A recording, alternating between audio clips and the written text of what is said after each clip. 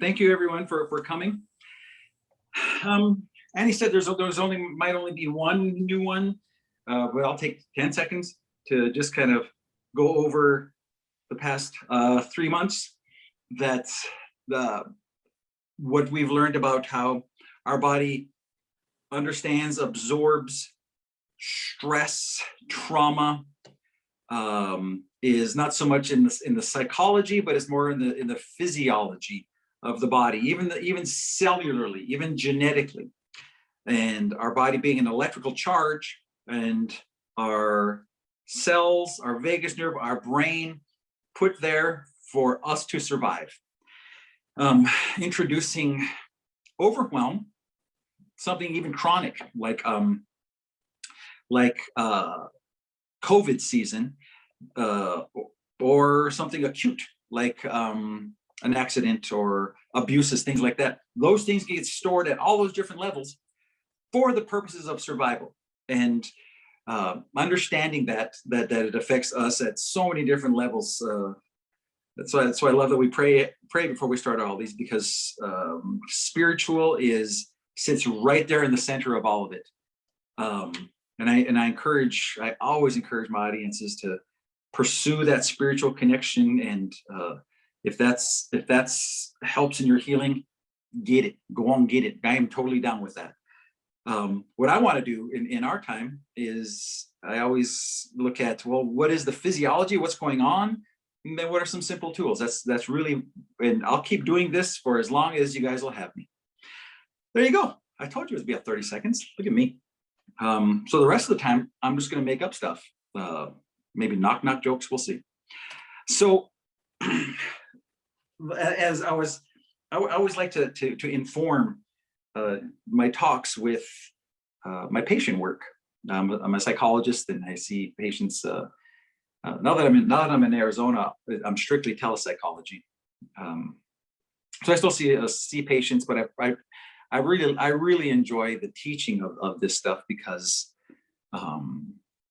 as Annie and I have had long conversations about, it's creating economies of scale, which just means I can see a person one-on-one and work with that person one-on-one, or I could meet with X amount of people who are on today and give information, then have you spread that to the community, and they spread it to the community. And so we're creating a community of healing. That's really, really what I'm into. And so one of the things that I heard this week, since I last saw you, one of my patients, as we were discussing the event and how trauma has been stored in them. Remember, trauma's a jerk. It's a bully. I don't want that guy as my buddy. I don't want him in my home. So the person, listen to this, was taking on the argument of trauma. I might have shared this with you before, but it came up again this week. The person was taking on trauma's argument, with the argument that the stance that I would want us to have is that I have eternal tools. How this is stored in me is not bigger than me. It is not stronger than me. It exists in me, and I can collapse it. I can collapse this sense of overwhelm. I really want you to know that, really want you to understand that. That's my passion, is that you get that. But until we get to that point, we've labeled so many things stressful and traumatic and overwhelming that we take on its argument for it. It's too strong. It's too much. It's too scary. There's no way I can do anything about it. That is exactly what I want you to believe, and that's a lie, my friend. Come on, that's a lie. It's too strong. It's too scary. There's no way I can do anything about it. It's too much. Those are not sovereign statements, and we are all about creating sovereign statements here. We are all about stacking our sovereignty, our sovereign moments over and over and over again. So a simple tweak of that, and all it takes is one sovereign moment for us to recognize that, well, I don't feel as overwhelmed as I used to when this happened, or I can't believe I feel like this right now, even though we're talking about it, or I've thought about it. I can't believe that I can still sit here and talk with you. I can't believe that I can still breathe. That is a sovereign moment. That we build on that. Well, you know what? You are not without tools. That's what I say to folks. We get a sovereign moment as we're meeting, and they'll say, I didn't know, I've never responded to it like this. And then I let them know, that's a sovereign moment. We got something to build on. We got a foothold. We got trauma on the run in our communities. Come on. So remember our last statement last week was the body wants to get rid of the trauma. We just have to be good stewards of the process. The body wants to get rid of it. We just have to be good stewards of the process. And so as we become stewards of the process, somebody who kind of manages how it goes. I'm gonna say that again, that sounded kind of cool. As we become folks who have skilled enough in our own skin that we kind of manage how it goes, that we don't claim it as overwhelm, we claim it as information. Maybe some of the information may be a little uncomfortable in my stomach right now. Maybe it's making me hot and sticky and tingly and sweaty. Maybe it's making me feel those things, but it's not overwhelmed until I give it permission to overwhelm me. Otherwise, I sit with it.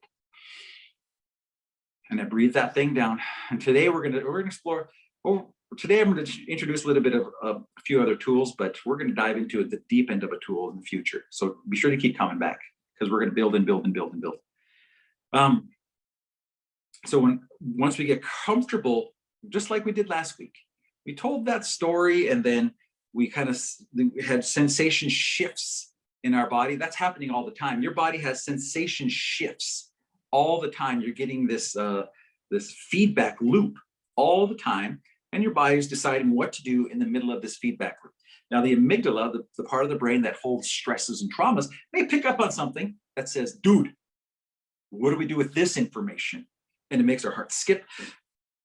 That's just the same thing as any other information, but we just sit with it. We breathe it down. In the future, I'll teach you tapping. Well, we would tap it down, we'll collapse it.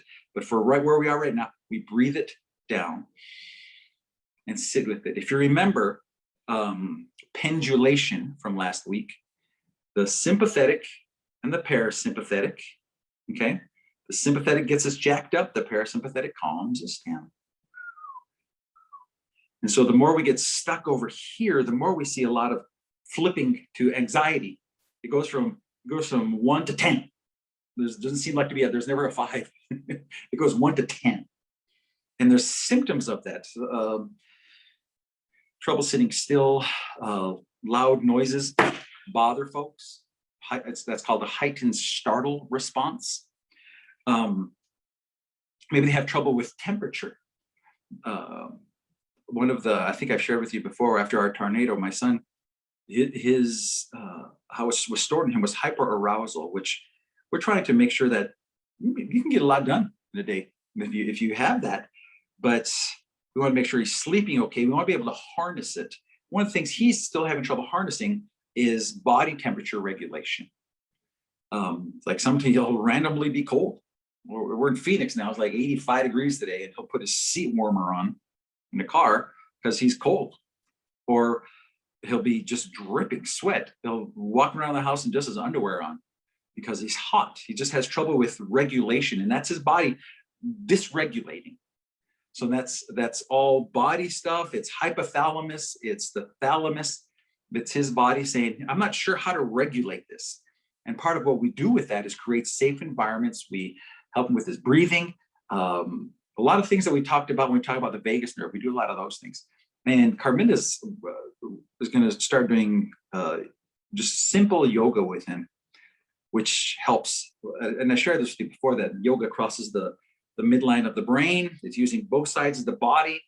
It's uses breathing. It's a very multi-use tool. So as far as regulation, it's very simple moves with it too. So what we want to do in our practice of ourselves and with maybe our family members is just the step one is I'm not going to take on this argument for it. I'm not going to give it the power. I'm not going to say it's bigger than me. I'm not going to say it has control over me. I'm not going to say it's too strong. There's a book out that I think everyone should read the first chapter of this book. Jordan Peterson talks about lobsters. And lobsters, when they are defeated, so lobsters have been around for billions of years, even before dinosaurs. They were around millions of years before even dinosaurs. Dinosaurs came along, and lobsters was, well, you just not come to the party, newbie, what's up? Because they've been around so much before dinosaurs. And so they actually have very similar brain systems as humans do. And when humans don't do this part, but when a lobster is defeated, its brain reproduces for to be a defeated lobster, a lower tier lobster. So it gets less food, it has less housing, and then that feeds off itself. So other lobsters take advantage of that lobster. They take its food, they take its, and even though it can be bigger than some other lobsters, it still allows other people to walk on it and kind of take away from it. And he found in research that humans kind of do the same thing. Once we get a sense of defeat, we carry ourselves differently, we present ourselves differently, and other people respond to us differently. And we actually can get a trend, a negative trend. So let's say we had a traumatic moment, we believe less about ourselves.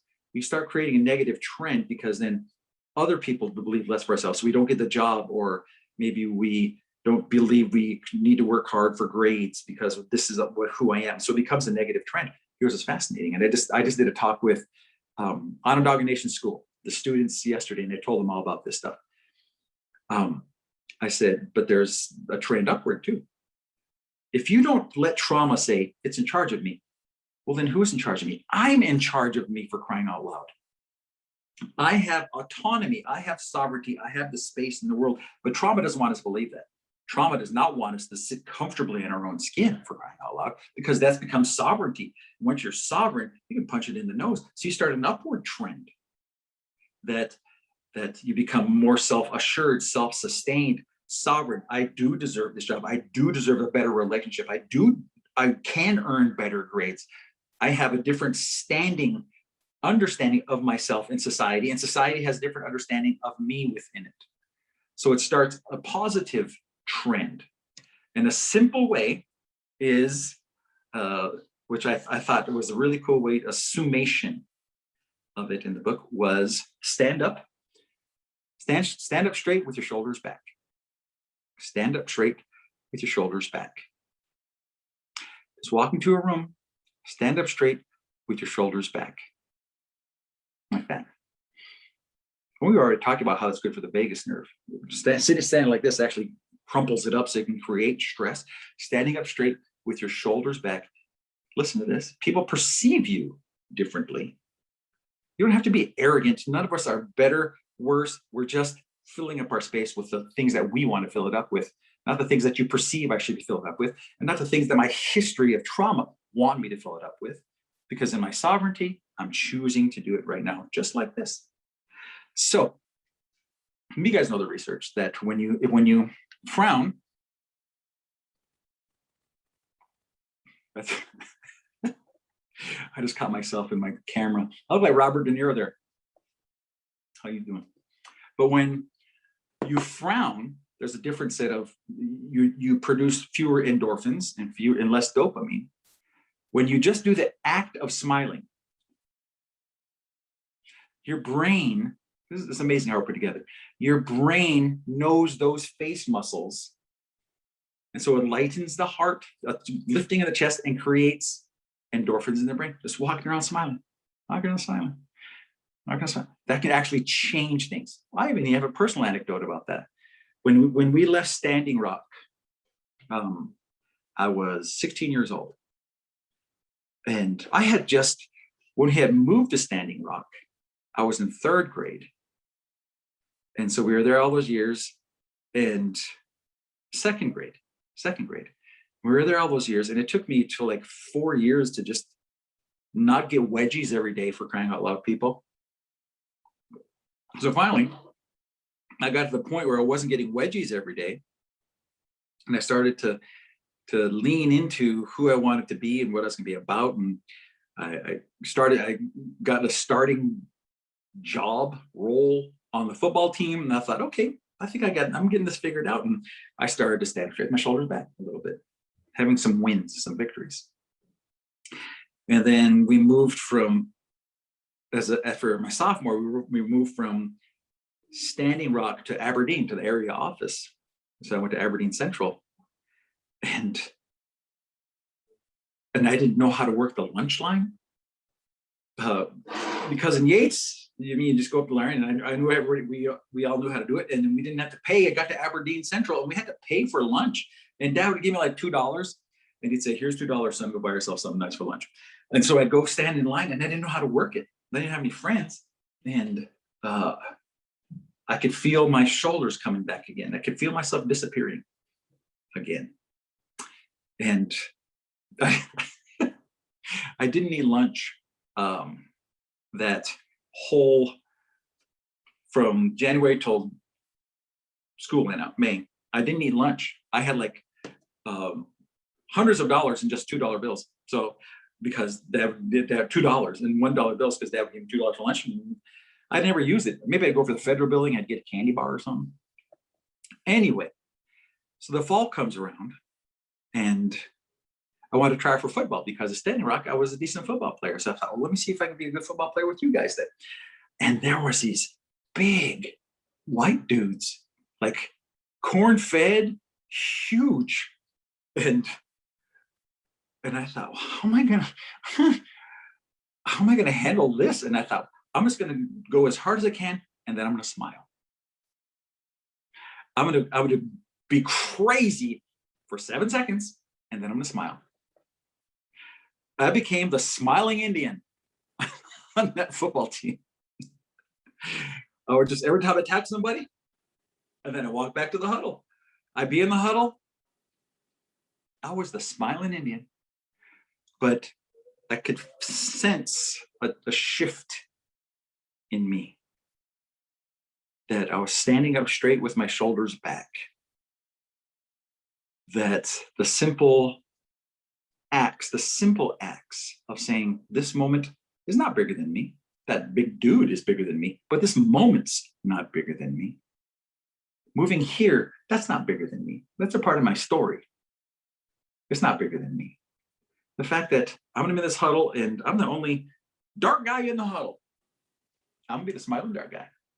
And pretty soon they responded to me in kind, that they believed what I believed about myself, which I thought was kind of cool. Want to hear something else, the cool ending to that story? After I didn't want to be there, man, is that a couple of years ago, I was inducted into their Hall of Fame at Aberdeen Central. That's kind of cool, I think. The bottom line for this first part is, in encouraging the community, is let's create this for ourselves. We've talked about so many things that's happening physiologically, and now let's start leaning into it. And last week was the first time we really said, let's lean into this. Was when we started, the last 2 weeks, when we started adding somatic experiencing, leaning into the discomfort of it, and just saying, wow, this isn't bigger than me. I've made it bigger than I thought it should be in my life. I made it bigger than it needs to be in my life. So creating the discernment between what it is and what it could be, what it is and what it should be, what's been transferred to me and what I've taken ownership of, what is uncomfortable and how can I shift it this side. That's the somatic work. Come on now. Holy, I love doing this work. So creating that discernment is knowing the difference. Discernment is knowing the difference, knowing, well, is this? And here's the problem that we've had in trauma work is our patients, maybe the community, maybe you, maybe your honey, is it all feels the same. It's anger feels the same as happiness, and it does. Anger does feel the same as happiness. My heart beats fast. My blood pressure changes. I get tingly. They feel the same. So what happens is we start creating this big mass of discomfort. And it doesn't even have to be discomfort. Maybe it is happy, but I've labeled it discomfort for a really long time. So I have trouble being happy because I put it into this. So part of discernment is knowing the difference. That's what we told the story at the end of last week, is we wanted to see how it shifted in you just a little bit, shifted in you just a little bit. So part of discernment is practicing pendulation,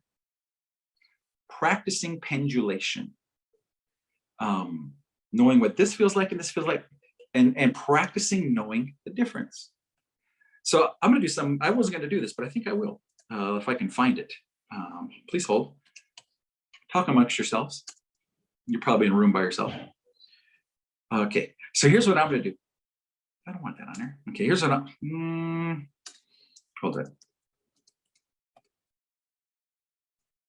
Is that right? Hold on.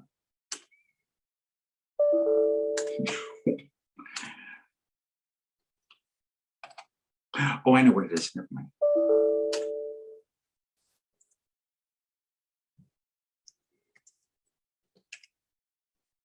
If this doesn't work, then oh, I have caps locks on. Pete's sake. This is going to be fun, actually. If we were in the same room together, it'd be a lot of fun. So here's what I want you to do, my friends. I'm going to crank up this computer. I want you to just close your eyes. I want you to just sit back in your chair, unless you're driving. Close your eyes. Okay, can we agree to this? We'll do the honor system. I'll just assume you're going to do that because I encourage you to practice this, because we're not going to get good at anything else that comes after this until we're good at this. Until we're good at saying, here's what my body's doing, and not have it be a scary thing. We have to start recognizing it. And I can't emphasize that enough. Any good trauma work is going to be based in what we're doing for the last couple of weeks, and probably will for the next couple of weeks, is knowing the difference, understanding it. So sit back for a second. Sit back for a second. Push your feet hard on the floor. Let's do a quick HRV breath. 3 counts in, pause, 7 counts out.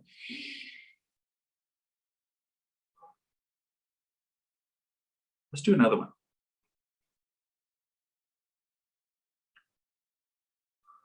Relax your shoulders. Start harnessing it. Start being in charge of it. Do one more. You are in charge of your body. It is not in charge of you. All right, I'm going to play a song. And I just want you to go with it. I mean, just kind of, if it relaxes you, just hang with it. Okay? Is it playing? Here we go. Yeah, it's playing. Close your eyes. Just whatever imagery or whatever thoughts, whatever sensation bases, anything changes in you, just track it. Just close your eyes and be with it.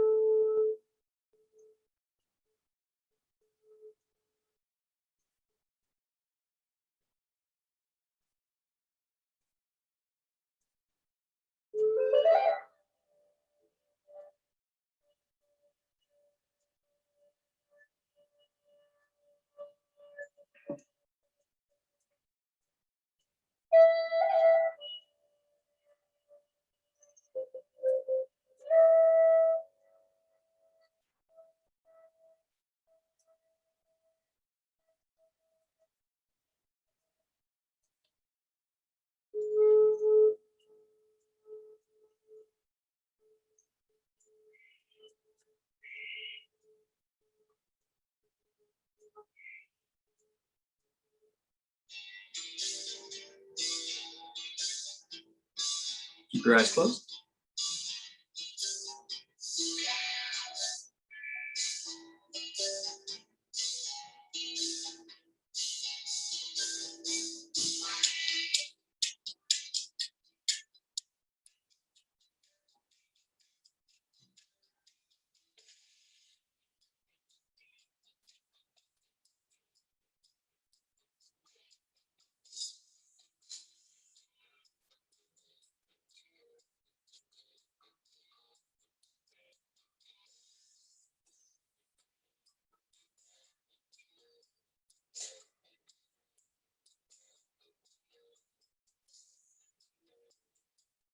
I've got it.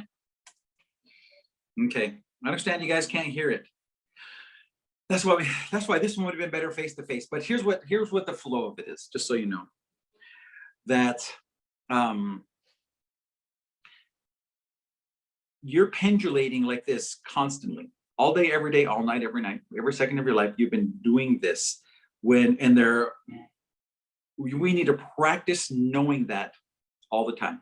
So if you're like me, when I hear a song, I feel it in my gut, in my soul. If it's a song that moves me, I can just, it changes me. Can you still hear me? Can you hear me now, Annie? We can hear you. Yep. Okay. So when I feel a song, like I just played, I started out with flute song, which was trying to slow the heart rate. Then I just went into Enter Sandman by Metallica, which has duk duk duk duk duk.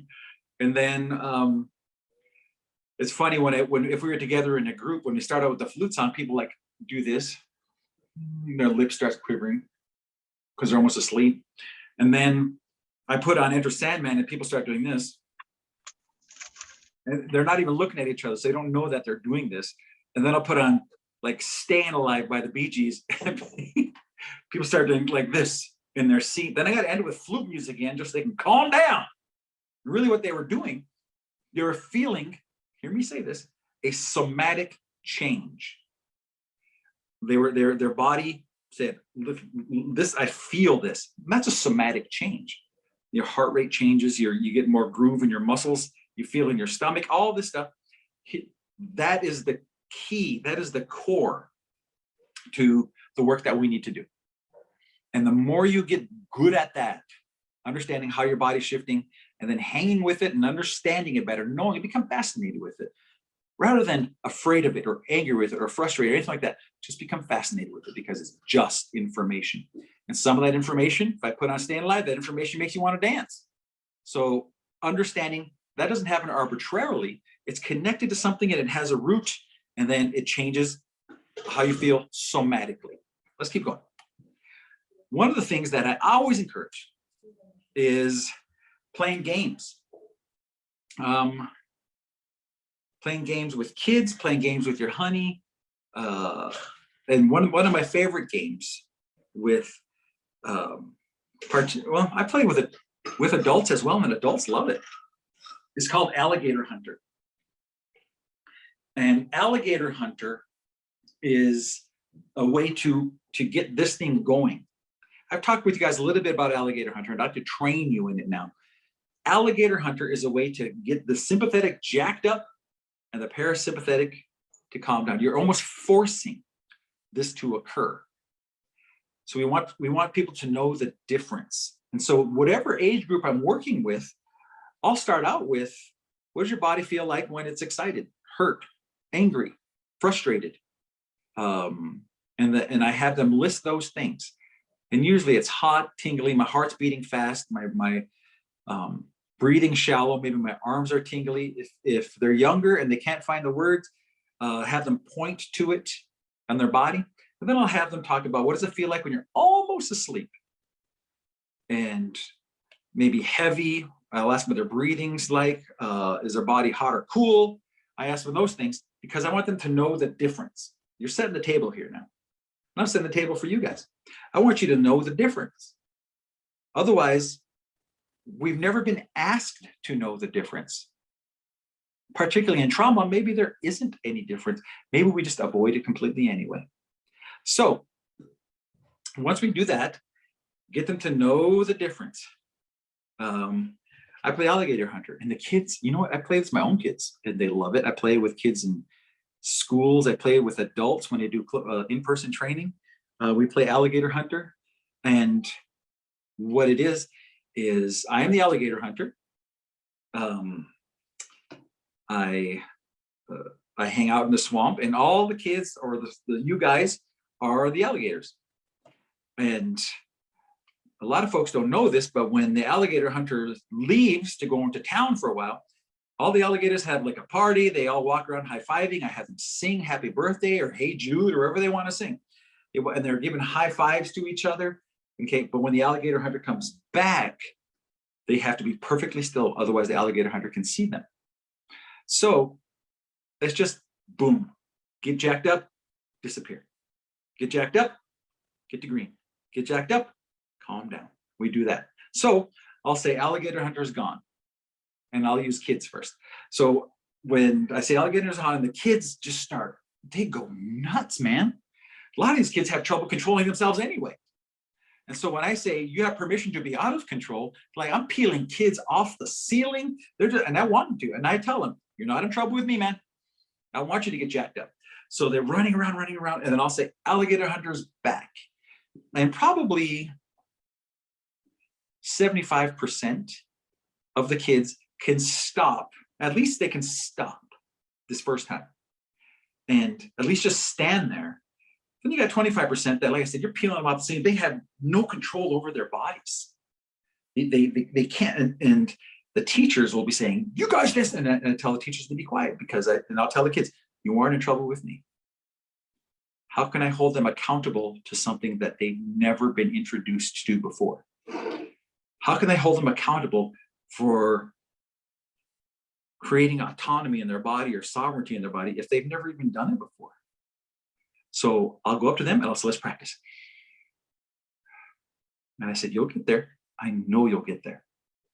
And I'll say, alligator hunter's gone. And they do it again. And I'll say, alligator hunter's back. And now it's 80%. Same deal. You'll get there. Alligator's gone. Maybe we do 5 or 6 rounds. And by the end, they're not perfect, but they're significantly better than they were when we started. And I'll say, I'll let them stand for a second.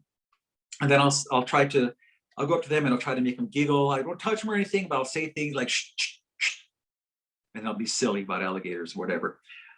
And if they try to look at me or move, I'll say, don't give me that. You are in charge of yourself. Don't make me in charge of you. And if the person next to you is struggling with it, you don't have to struggle with them. Have them learn from what you're doing. And so we do rounds and rounds of alligator hunter.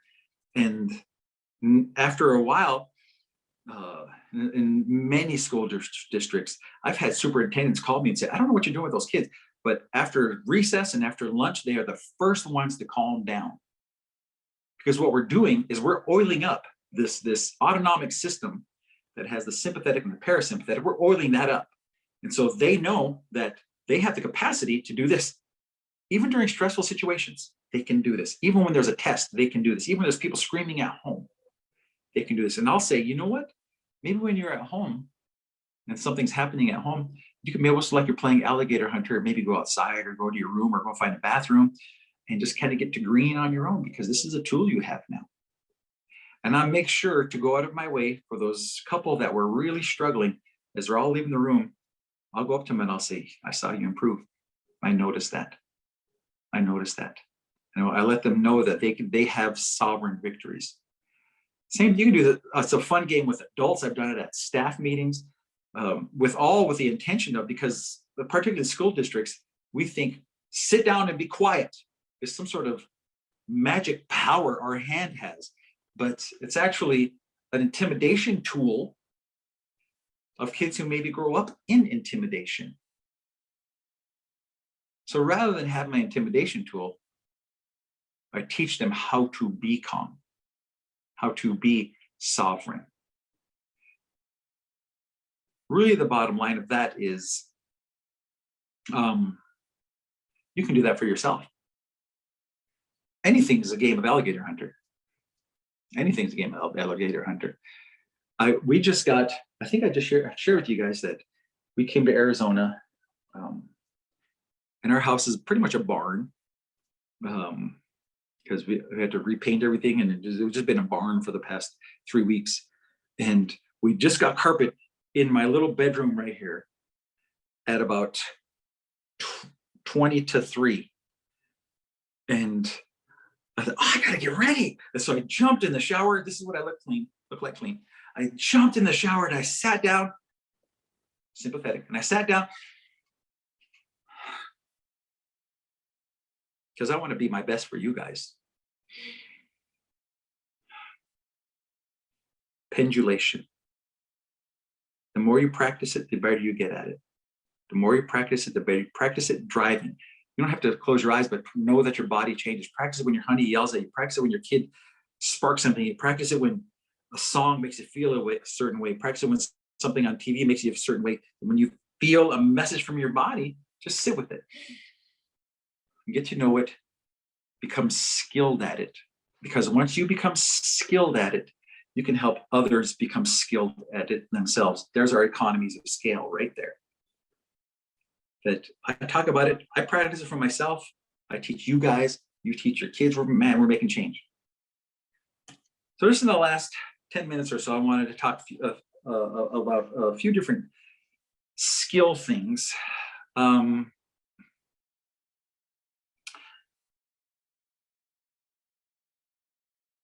We've talked about, Annie, have I talked with you guys about glial cells? I don't think so. That doesn't ring a bell? Okay. So glial cells are basically the brain's custodian. So the glial cells see what you're attending to throughout the day. And then at night, it marks things that you're not paying attention to, things that you're not attending to. And it keeps the things that you are consistently paying attention to, but it marks the things that you're not, and then it vacuums them up because we only have so much gigawatts. And so it says, well, you're not using this, you're not using this. There's that girl I knew in high school, gone. I haven't thought about her in, well, high school was 5 years ago, so I haven't thought about her in 5 years. One time, I was actually in the airport in Minneapolis, and this woman comes up to me, and she said, Darryl Tonemah. You know how it is when you see somebody who knows your name, but you have no clue who they are. I thought, who is this old lady? Who's this old woman talking to me? Come to find out she was in my class. And she said, it's me. And I still couldn't remember. And I was like, but you want to make a face that you're kind of connecting the dots. So I was like this, like that. So finally, she told me her maiden name. And I was like, oh, still faking. Because I hadn't thought about her since halfway through my senior year of high school, and my glial cell says, well, I'm gonna get rid of that then. You don't need that anymore. And then she shows up in the airport, and I kind of regret the glial cell vacuuming that one up. But the point is, we have to be careful. We have to be careful what we're attending to. It's a physiological process. If you are focusing on fear and pain and trauma in your life, guess what the glial cell is going to say? Let's make this neural pathway smooth. Let's make it the easiest neural pathway we got, because that's the one we're using the most. And if we're not using the one, we have self-confidence and sovereignty, and with our heads up and shoulders back. If we're not using that one, the glial cells, well, we don't need this one anyway. So I think I've shared with you that I have folks think of 3 things before they go to bed at night. And that's just not me trying to be fluffy, or, I like to have the physiology of it. Because when the prenucleus kicks in, our default thinking part of the brain kicks in, we have to have a fair fight. And so the more good things we're sending back, the more neural pathways we're sending back of the good things we're focusing on in our lives, it starts to pick a fight. And then the brain, who knows you, who is you, is saying, is this how we do business now? Because if this is how we do business, I got to do some rewiring for you. But it doesn't happen accidentally. So we've practiced heart rate variability, and we've practiced so many things connected to the vagus nerve. We've talked about yoga. We're going to talk about EFT, emotional freedom techniques. I don't think I've taught you the 5-finger technique, but Annie, have I done that? Do you remember ever me teaching you a 5-finger technique? Yes. Okay. Have I taught you neurokinesis with the hand like this? No. Okay. We'll end with this then for today. A few years ago, geez Louise, probably like 7, 8 years ago. Time going by too fast. 7, 8 years ago. I was approached. So I'm trained, I'm certified in EFT, emotional freedom techniques.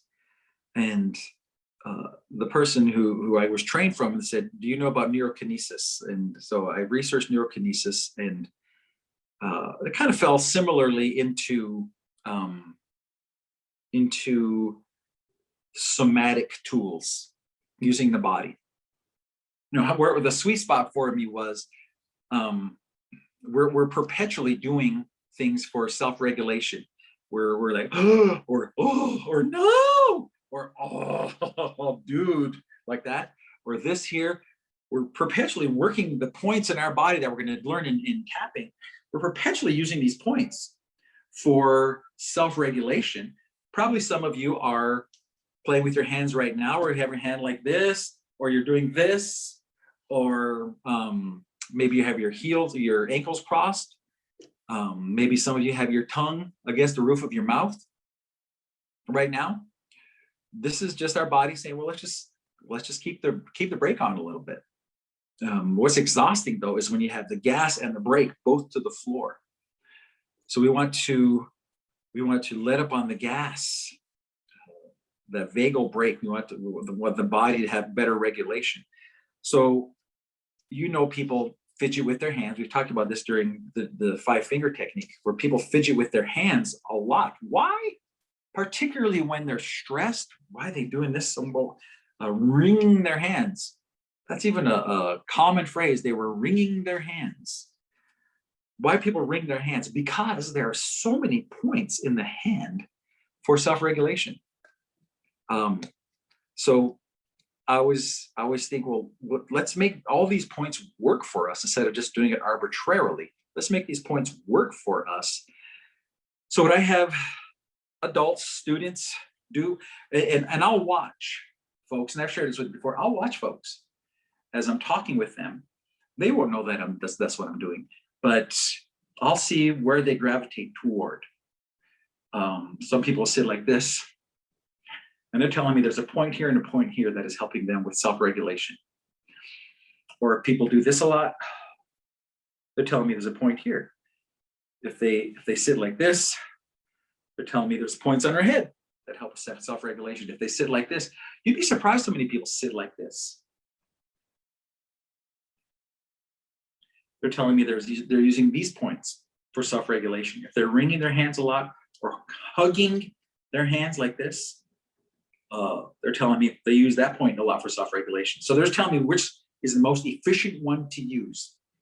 So when we get to tapping, I'll talk more about the others, but I showed you the 5-finger technique here. So neurokinesis is taking your non-dominant hand. So I'm a righty. So here's my left hand. Here's my pinky, and there's that joint right there. So I start along that joint with my hand like this and keeping contact all the way across down to my wrist. So it's like this. And then sliding it down and then having my thumb go across these knuckles. So it looks like this is all there's some verbiage that go along with it. That's, I won't even worry about that for now. But you should see kids, it feels good. I have them act like let's just put some lotion on the back of your hand and just do this. And people will do this during the counseling sessions. People will do this in the classroom. If they start to feel activated, they do this or the 5-finger technique, or they do breathing. What we want to do is find as many tools as we can to get the body under control, to help us somatically.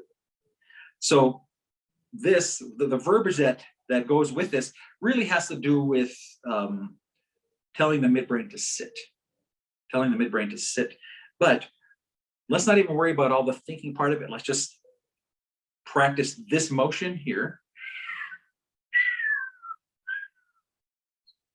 When you're watching TV, just practice it because your hands have all those points anyway. And particularly if you notice that you wring your hands a lot, let's have that be a tool for you. If you wring your hands, do the 5-finger thing or this.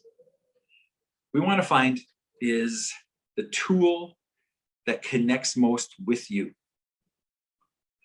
So next week, I'm going to talk about, let me put this in here. EMDR, a little bit about EMDR. Do this. And then we're going to start looking at breaking down the ages, how we can see this in infants, if they're under distress. And then we're going to move into adolescence, teens. We're going to see how these things, what developing trauma shows up in these kids in these different ages, so we know what to look for. But we're not looking for it without tools. We're looking for it and saying, well, I have this in my toolbox. That's why all along we've been developing more and more tools. And for me, the bottom line tool is going to be tapping, and I might even see if the person who trained me is interested in joining me, or maybe I'll just spend like 4 sessions really teaching you guys that skill. Yeah, I might do that. Who has questions or comments or thoughts? I'd like to leave about 10 minutes at the end to see if anybody has questions or comments or thoughts.